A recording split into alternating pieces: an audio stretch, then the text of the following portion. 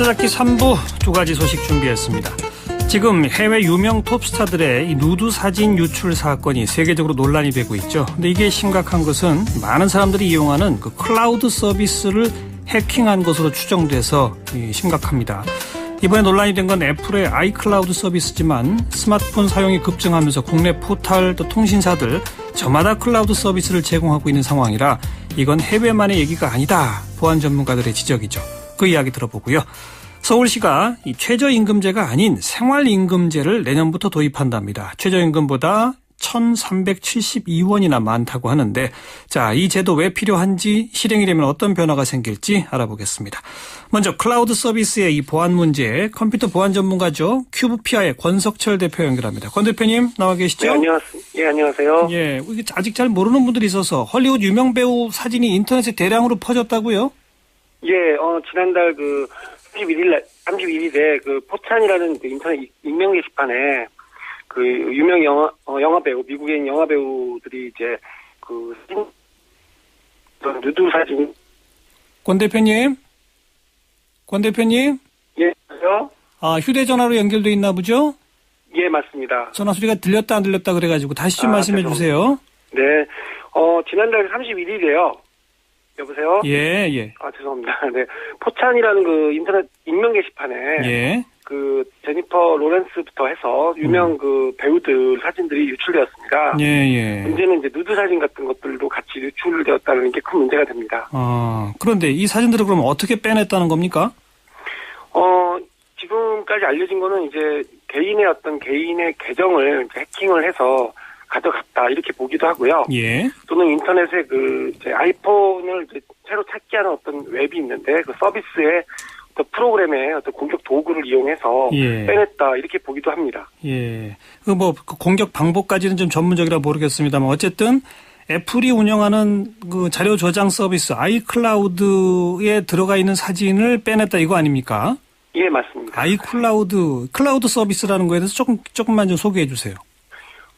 어떻게 보면 이제 클라우드는 그 일종의 가상 공간 서비스입니다. 예. 그래서 기존의 그 USB 메모리 카드나 뭐 외장 하드 이런 것들이 있지 않습니까? 그렇죠. 그런 것들 대신 그 네트워크를 통해서 네. 특정 공간의 그 문서나 사진이나 동영상, 음악 같은 자료들을 저장하는 서비스를 말합니다. 예.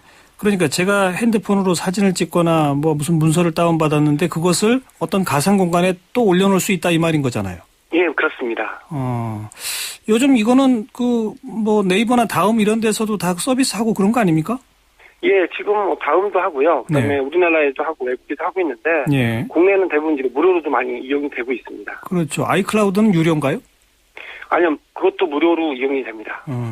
근데 이 아이클라우드는 본인이 원하지 않아도 그냥 바로 됩니까? 아니면은 신청을 해야 되는 겁니까?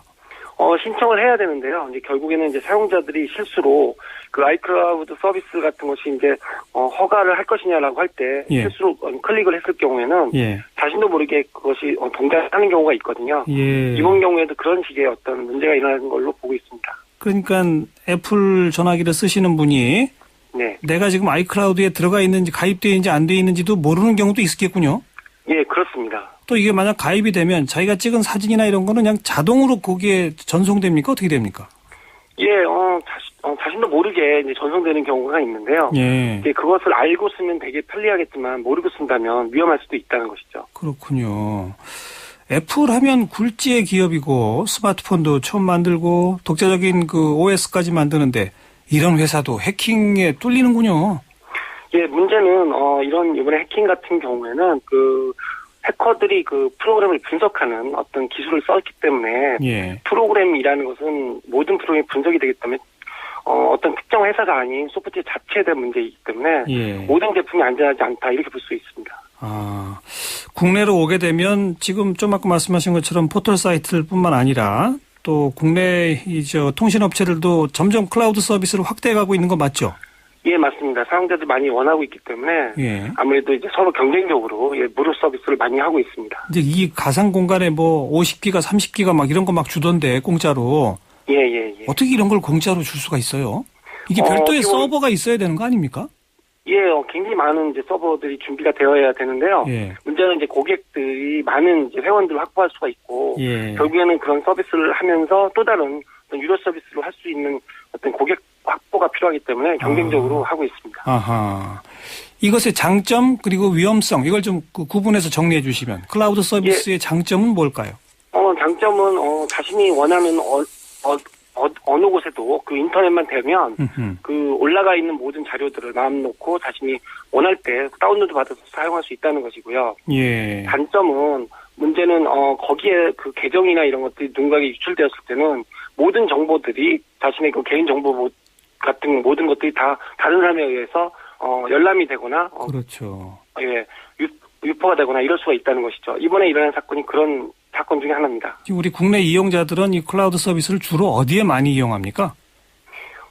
결국에는 이 클라우드 서비스라는 것은 이제 음악이나 이런 것들을 올려놓을 수도 있고 하기 때문에 자신이 그냥 앞서 말씀하신 것처럼 그냥 자신이 원할 때마다 사용할 수 있도록 그렇게 되어 있다는 것이죠. 그러니까 들고 다니지 않는 나만의 어디든 함께 하고 있는 하드 디스크가 하나 있는 거네요.